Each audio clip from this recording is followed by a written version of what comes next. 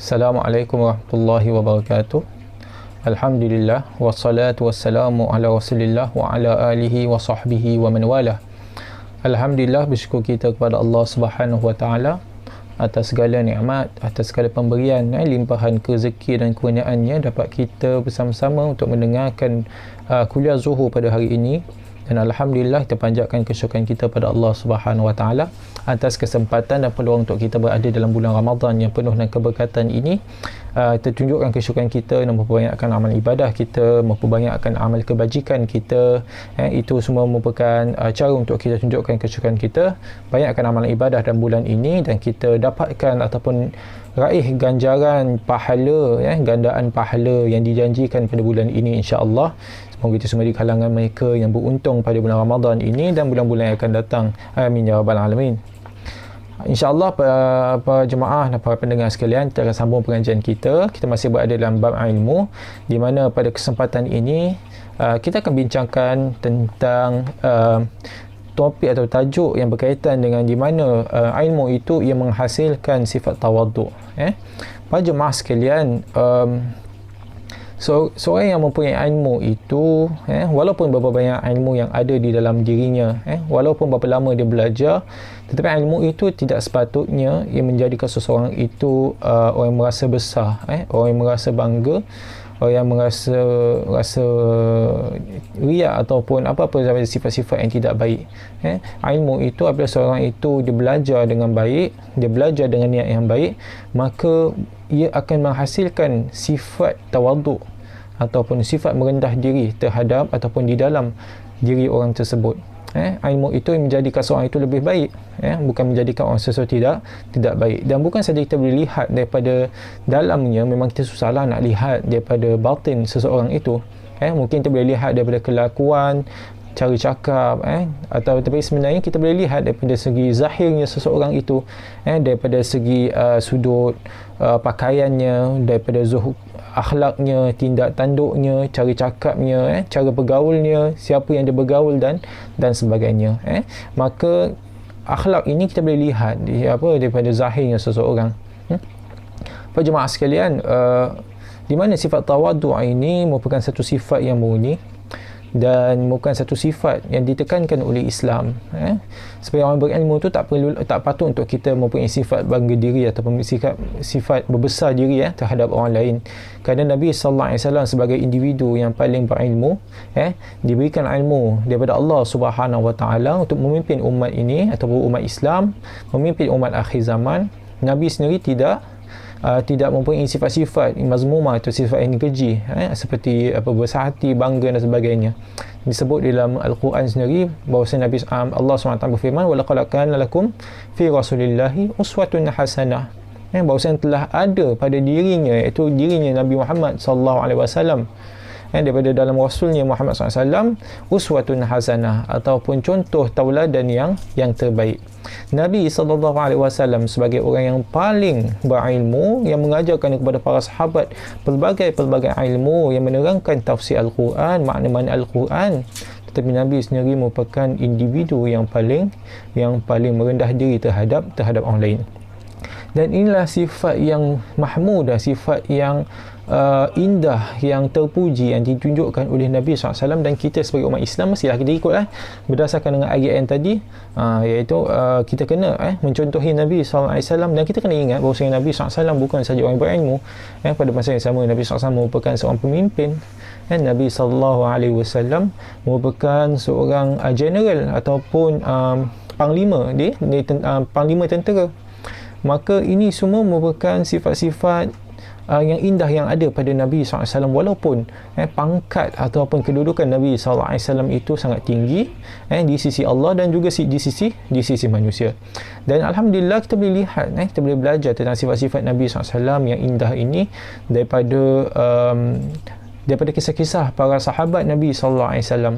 Kita contoh salah satu sifat tawadhu atau bersifat merendah diri yang kita boleh nampak di kalangan para sahabat adalah seperti kisah Sayyidina Umar, di mana Sayyidina Umar radhiyallahu anhu di mana dia telah menjadi khalifah ketika itu, dan di mana Sayyidina Umar masa itu mempunyai seorang daripada kerajaan Rom, utusan daripada kerajaan Rom datang nak bertemu dengan Khalifah Umar, nak bincang tentang pentadbiran ataupun bincang tentang politik. Makanya orang itu datang ke Madinah, kemudian nak cari, dia tanya kepada penduduk Madinah, di mana aku jumpa Sayyidina Umar, di mana istananya Sayyidina Umar. Maka orang tersebut dia pun mendapat panduan daripada masyarakat Arab ataupun masyarakat Madinah di ketika itu. Dia kata di sana, maka dia pun pergi ke tempat itu. Maka dia tidak dapati, tak jumpa mana-mana ada istana ataupun mahligai dan sebagainya, tetapi dia nampak hanyalah sebuah pokok, kemudian ada seorang tengah baring kat bawah pokok kurma tersebut. Maka dia tanya ke orang tersebut bahawasanya di mana aku boleh jumpa Sayyidina Umar, atau di mana aku boleh jumpa Umar bin Khattab, Khalifah Umar. Tapi maka orang tersebut yang sedang baring di bawah pokok itu, dia pun mengatakan bahawasanya aku adalah Sayyidina Umar. Maka dia pun bawa orang tersebut, utusan tersebut ke rumah dia, dan utusan tersebut dia sangat terkejut lah. Dia sangka bahawasanya orang yang ataupun pemimpin umat Islam yang digeruni, dikagumi, mungkin dia sepatutnya tinggallah dekat istana, dia tinggal kat rumah yang besar, kemudian ada pengawal dan sebagainya, ada kekayaan dan sebagainya. Tetapi dia bawa ke rumah yang biasa, tak ada pengawal, tak adalah istana, tak ada mahligai. Maka dia kagum. Kita nampak di sini daripada tawaduk, betapa rendah dirinya para sahabat. Mereka meneladani Nabi SAW. Mereka tidak perlu untuk menenggelami diri mereka di bawah kekayaan, di dalam kekayaan, di dalam kemegahan dan sebagainya. Cukup hanya takwa kepada Allah Subhanahu Wa Taala yang membezakan antara manusia kalau berkaitan dengan darjat. Maka kita boleh lihat di sini tentang kewibawaan para sahabat Nabi SAW, dan di mana mereka mencontohi Nabi SAW. Para jemaah sekalian, ketenteraman diri dan kewibawaan peribadi kita serta akhlak ini merupakan ciri yang khusus yang perlu ada pada orang yang berilmu. Maka kita kalau ada ilmu, maka sifat-sifat mahmudah, sifat-sifat yang mulia itu perlu ada dalam diri kita, para jemaah sekalian. Ilmu itu yang ada dalam dada sepatutnya buat kita lebih khusyuk, lebih tawaduk, lebih merendah diri, lebih menghormati orang lain. Jadi kita kalau ada ilmu itu bukan sepatutnya menjadikan kita lebih megah, kita lagi sombong. Kita bukan ada ilmu itu maka kita merasa kita merendahkan orang lain, kita menjatuhkan orang lain, kita rasa bahawa kita ni ada ilmu apa orang lain tak ada, maka kita menjatuhkan dia, kita berdebat dan sebagainya. Maka itu bukannya tujuan ilmu. Dan kalaulah orang berilmu itu mempunyai sifat-sifat tidak baik, maka ilmu itu tidak bermanfaat baginya. Kerana ilmu itu mungkin itu tidak diberkati oleh dia tidak dapat berkat ataupun tidak diberkati daripada ilmu tersebut. Kita boleh lihat di mana ilmu itu merupakan satu perkara yang meninggikan kedudukan martabat seseorang itu dari segi akhlak. Terlihat para ulama kita, ulama yang sekarang ada, kita lihat para ulama di mana kalaulah mereka bersama dengan para ulama yang lain, maka mereka akan menunjukkan kerendahan diri mereka. Hatta yang lebih kadang ada yang lebih alim daripada yang lain, mereka akan tunduk, kemudian mereka akan salam. Walaupun ilmu mereka semua sama tinggi ataupun ilmu mereka semua sangat dikenali atau diketahui, digeruni oleh musuh. Orang semua tahu tentang nama dia, orang tahu kenal dia, tetapi kita nampak dia bila jumpa seorang alim yang lain, dia tundukkan kepalanya, dia salam, dia cium tangan dan dia mendahulukannya. Macam gitu. Kita lihat ini semua adalah kewibawaan, dan ini adalah sifat akhlak yang mulia yang ditunjukkan oleh para ulama. Dan ini sepatutnya yang ada pada dalam diri kita. Dan apa yang buatkan mereka semua ada sifat-sifat ini adalah ilmu.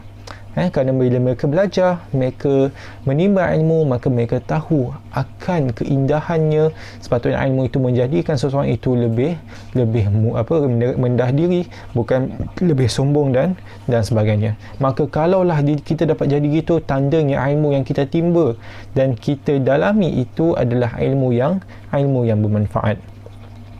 Para jemaah sekalian, adab kepada seorang guru kita, atau seorang guru ataupun seorang yang mengajar kita, yang menuntun kita dalam mencari ilmu itu merupakan satu perkara yang sangat penting.